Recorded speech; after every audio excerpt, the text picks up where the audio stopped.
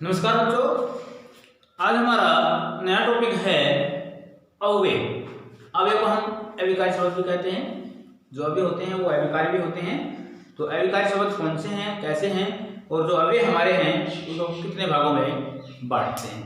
तो अव्यय देखिएगा, अव्यय किसे कहते हैं कि परिभाषा देखिएगा। अव्यय जो आपने देखा ना अविकारी शब्द की परिभाषा, उसी प्रकार से अव्यय की परिभाषा सेम है। तो अव्यय उन शब्दों को कहते हैं जिसमें लिंग, वचन कहता है, इसमें लिंग, वचन, कारक, काल आदि के कारण कभी कोई परिवर्तन नहीं आता है। इसमें कोई भी परिवर्तन नहीं होता है। किसके कारण कोई परिवर्तन? लिंग के कारण, वचन के कारण, काल के कारण, ठीक है, और कारक के कारण। इनके कारण कोई भी परिवर्तन नहीं होता है। उसको क्या कहते हैं? अव्यय कहते हैं। जैसे देखिए अभी, अरे, आज, पूर्व, ये सब क्या है? अव्यय हैं। अभी, अरे, आज, पूर्व, ये सब क्या है? अव्यय हैं। इनमें किसी प्रकार का कोई परिवर्तन है वो नहीं होता है। ठीक है। तो अव्यय के प्रकार, अव्यय शब्दों में कहते हैं इसमें लिंग, वचन, कारक, काल के कारण किसी भी प्रकार का कोई भी परिवर्तन नहीं आता है, उसको अव्यय कहते हैं। अभी, अरे, आज, पूर्व आदि ये शब्द ऐसे इनमें कोई भी परिवर्तन, वाक्य में जब इनका प्रयोग करते हैं तो इनमें कोई परिवर्तन नहीं होता है। इसके 5 प्रकार हैं। कितने प्रकार हैं इसके? 5 प्रकार हैं। अव्यय के प्रकार कितने हैं? 5 हैं। पहला है क्रिया विशेषण अव्यय, दूसरा है संबंध बोधक अव्यय, तीसरा है समुच्चय बोधक अव्यय, चौथा है विस्मयादि बोधक अव्यय और पांचवा है निपात। पांचवा क्या है? निपात। ठीक है, पांचवा क्या है? निपात। पहला क्रिया विशेषण अव्यय, संबंध बोधक अव्यय, समुच्चय बोधक अव्यय, विस्मयादि बोधक अव्यय और निपात। क्रिया विशेषण अव्यय में क्रिया की वजह तेज, धीरे धीरे वह तेज दौड़ता है, वह धीरे धीरे चलता है, इस प्रकार के वाक्य में ये क्रिया विशेषण। क्रिया की विशेषता बताए, क्रिया की विशेषता बता रहा है यहाँ पर। संबंध की बात हो, किसकी बात हो? संबंध की बात हो रही है। समुच्चय बोधक में किंतु परंतु की बात आ रही हो, कुछ अलग बात आ रही हो, और एवं आदि शब्दों का प्रयोग हो रहा हो। और विस्मयादि बोधक में हे, अरे, और आदि शब्दों का प्रयोग हम करते हैं। निपात भी तो ही, ये निपात शब्द है जिस पर किसी चीज को बल दिया जाता है, निपात चीज है, निपात है। तो ये था हमारा अव्यय। अब हम करेंगे इन 5 की डेफिनेशन अलग अलग से। देखिएगा 5 की अलग अलग डेफिनेशन क्या होती है।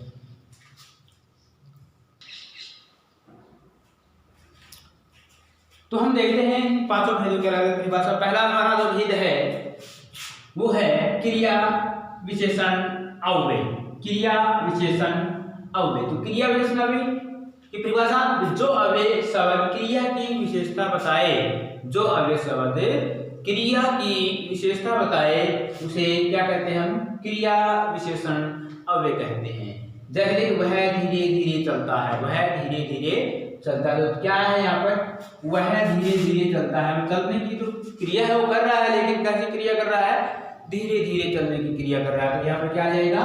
क्रिया विशेषण अव्यय में क्रिया की विशेषता को प्रकट यहाँ पर उन्होंने किया है। तो इसके भेद हो गए हमारे 5। क्रिया विशेषण के जो भेद हैं वो कितने हैं? 5 भेद हैं। पहला है कालवाचक, दूसरा है स्थानवाचक, तीसरा है परिमाणवाचक, चौथा है रीतिवाचक, 5वां है प्रश्नवाचक। तो इसके 5 भेद हैं। 5 में कालवाचक, स्थानवाचक, परिमाणवाचक, रीतिवाचक और प्रश्नवाचक, ये 5 इसके भेद हैं। तो 5 भेद का पहला भेद हम करते हैं। देखिएगा कालवाचक क्रिया विशेषण अव्यय। तो कालवाचक क्रिया विशेषण अव्यय। अब काल क्या होता है? काल होता है समय। क्या होता है? समय। जो काल हो किसका बोध कराता है? समय का बोध कराता है। तो कालवाचक जो क्रिया विशेषण काल का बोध कराए, यानी समय का बोध कराए। तो ये क्रिया है वो किस समय हो रही है? सुबह, शाम, दोपहर, ठीक है ना? किस समय क्रिया हो रही है? देखिएगा आज है, कल है, परसों है, कब हुई है? देखिएगा आज, कल, अभी, तभी, अब, तब, इन जो शब्दों का प्रयोग वाक्य में आ जाता है तो वहां पर आ जाता है हमारा कालवाचक क्रिया विशेषण। कालवाचक क्रिया विशेषण। दूसरा है स्थानवाचक क्रिया विशेषण अव्यय। स्थानवाचक क्रिया विशेषण अव्यय। अब स्थान की बात हो रही है, यहाँ पर समय की बात थी, काल की बात थी। अब हम करेंगे स्थान की बात। स्थान कहाँ है? क्रिया के होने के स्थान को सूचित करे। क्रिया वो किस स्थान पर हो रही है इसका पता हमें लगे। जैसे यहाँ, कहाँ, वहाँ, ऊपर, नीचे, उधर, इधर, आगे, पीछे, अंदर, बाहर, ठीक है ना। तो यहाँ जो क्रिया कहाँ हो रही है, कहाँ स्थान है उसका, तो इसके बारे में वाक्य के अंदर पता चल जाएगा हमें कि किसका स्थान की बात आ जाए। जहाँ, कहाँ, यहाँ, वहाँ, ऊपर, नीचे, आगे, पीछे, अंदर, बाहर, इन शब्दों का प्रयोग अगर हो रहा है तो समझिएगा स्थानवाचक क्रिया विशेषण है। क्या है? स्थानवाचक क्रिया विशेषण है। अगला है परिमाणवाचक क्रिया विशेषण अव्यय। परिमाणवाचक क्रिया विशेषण अव्यय। तो परिमाणवाचक में क्रिया के परिणाम का पता चले, परिणाम का पता चले क्रिया के, ठीक है। क्रिया जैसे थोड़ा, अधिक, कम, बहुत, कितना, इतना, जितना, उतना, लगभग, ठीक है ना। ये सब क्रिया के परिमाण का पता है। भी कम है, थोड़ा है, कितना है, इनका पता चले। बहुत, कितना, इतना, जितना, उतना, लगभग, ये सब क्या है? क्रिया की परिणाम का पता चला रहे हैं, ठीक है ना। तो ये हो गया हमारा परिमाणवाचक क्रिया विशेषण अव्यय। आता है रीतिवाचक क्रिया विशेषण अव्यय। रीतिवाचक क्रिया विशेषण अव्यय। तो रीतिवाचक क्रिया के होने की रीति का पता चले, किसका? रीति का पता चले, ठीक है। जैसे देखिएगा अवश्य, यथा, अचानक, झटपट, कदाचित, ठीक, सच, नहीं, तो, बस, ये क्या क्रिया की रीति हैं। रीति का पता चलता है तो इन शब्दों का प्रयोग होता है, तो समझेंगे हम रीतिवाचक क्रिया विशेषण अव्यय है। प्रश्नवाचक अव्यय। अब प्रश्नवाचक की बात करेंगे। प्रश्न का बोध हो, प्रश्न का, प्रश्न पूछा गया हो, ठीक है, और प्रश्न पूछा गया होगा तो वहां पर क्या कौन सा है? क्यों, कहाँ, कब, कैसे, ठीक है, इन शब्दों का प्रयोग होता है। और साथ में प्रश्नवाचक चिन्ह का भी प्रयोग होता है, ठीक है। जहां प्रश्न पूछा जाएगा तो वहां पर प्रश्नवाचक क्रिया विशेषण अव्यय होगा। तो ये हमारे 5 क्रिया विशेषण अव्यय के प्रकार। अब क्रिया पर विशेषण, क्रिया पर विशेषण, ये क्रिया विशेषण था, अब क्रिया पर विशेषण। तो क्रिया पर वे विशेषण है जो क्रिया की विशेषता बताएं। क्रिया की विशेषता बता रही है, उसकी भी विशेषता बताए, उसको बोलते हैं क्रिया पर विशेषण अव्यय। जैसे वह बहुत तेज चलता है, वह बहुत तेज चलता है, वह तेज चलता है, लेकिन इससे पहले किस शब्द का प्रयोग हुआ है? बहुत शब्द का प्रयोग हुआ है। अगर बहुत शब्द ये क्या है? पर विशेषण है। क्या है? पर विशेषण। विशेषण होगा हमारा तेज, लेकिन इस तेज की परिभाषा बतानी, इस तेज की विशेषता बता दी, बहुत चल रहा है लेकिन बहुत तेज चल रहा है, तो यहाँ पे क्या आ जाएगा? पर विशेषण अव्यय हो जाएगा। अगला है हमारा, और देखिएगा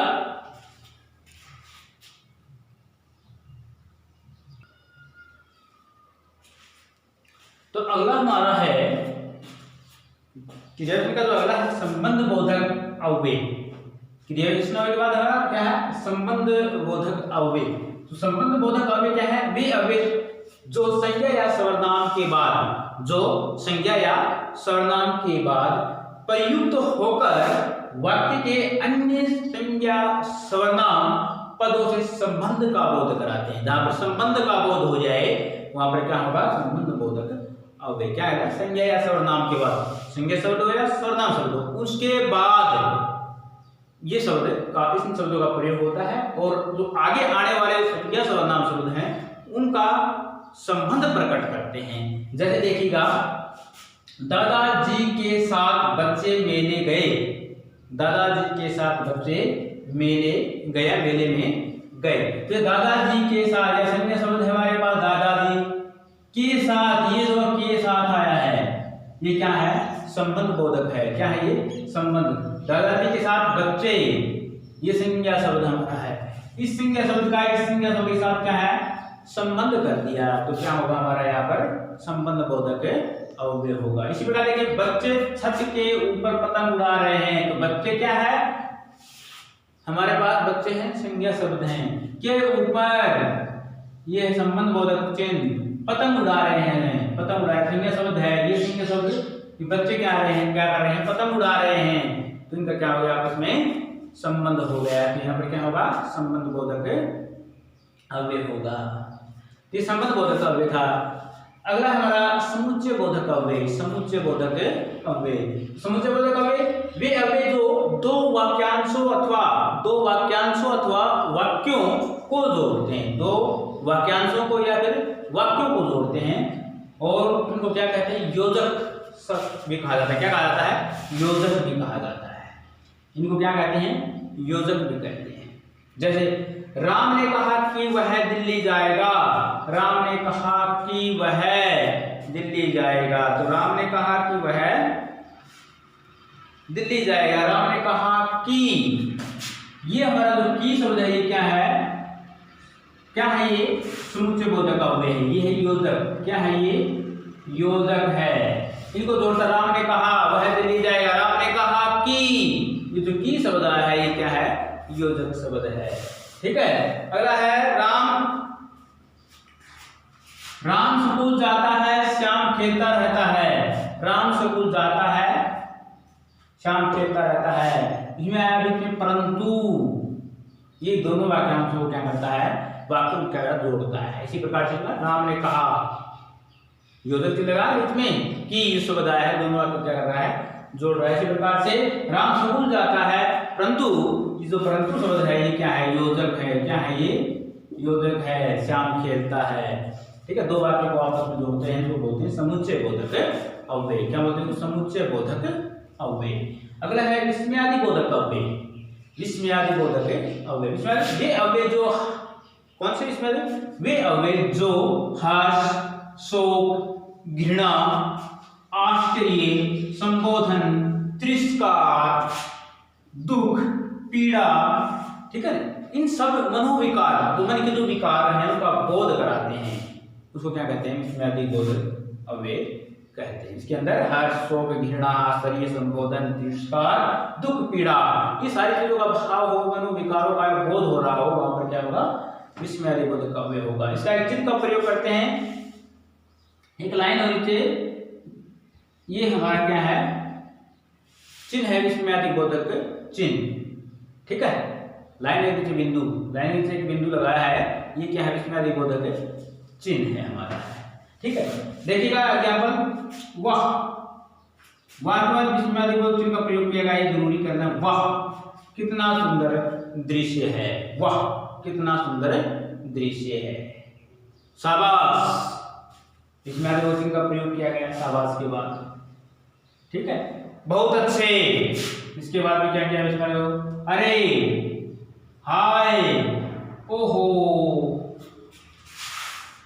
अफसोस, कोई भी चीज का अफसोस होता है तो हम कहते हैं छी, छी बहुत गंदा है, तो छी के बाद विस्मयादि बोधक चिन्ह का प्रयोग हो रहा है, थू। ठीक है ना, थू के बाद क्या है, विस्मयादि बोधक चिन्ह का प्रयोग। जहां पर ये चीजें आ जाए तो हम विस्मयादि बोधक चिन्ह का प्रयोग करते हुए हम यहाँ पर इसको उस वाक्य को बना सकते हैं। अगला था हमारा निपात। क्या था हमारा, निपात। तो निपात वाक्य में उपस्थित वे अव्यय शब्द जो किसी पद के बाद लग करके उसको अर्थ में विशेष प्रकार का बल देते हैं। तो क्या कहता है, वाक्य में उपस्थित अव्यय जो किसी पद के बाद में लग करके, पद के बाद में लगते हैं और उसके अर्थ के विशेष, अर्थ में विशेष प्रकार का बल है वो देते हैं। जैसे भी तो एकमात्र ही, क्या है, ये है भी तो एक तक मात्र ही, ये सब क्या है, विस्मयादि बोधक चिन्ह है हमारे। तुम देखो एग्जाम्पल देखिए, मैं ही तो तुम्हारे घर आया था, मैं ही तो तुम्हारे घर आया था, मैं ही तो, ये क्या हमारे पास निपात शब्द है। क्या है, निपात, तो घर आया था, मैंने किसी विशेष बल, मैं ही तो क्या विशेष बल दिया है, तुम्हारे घर आया, मैं तनिक घर तक गया, मैं तनिक घर